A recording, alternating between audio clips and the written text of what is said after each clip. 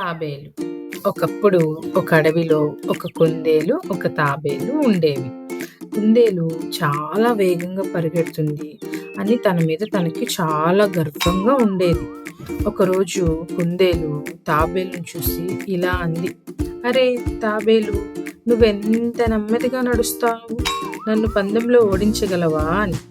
తాబేలు నవ్వుతూ, "అవును కుందేలు, ప్రయత్నిస్తాను" అని అంది. అందుకే అప్పుడు పందెం మొదలైంది. కుందేలు బాగా వేగంగా పరిగెత్తింది. తాబేలు చాలా వెనకబడిపోయింది.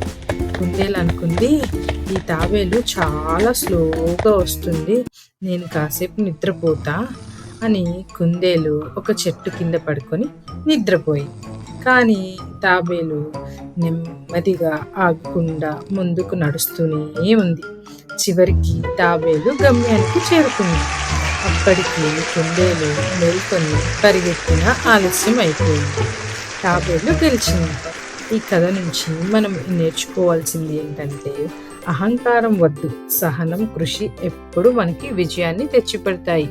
అర్థమైందా పిల్లలు?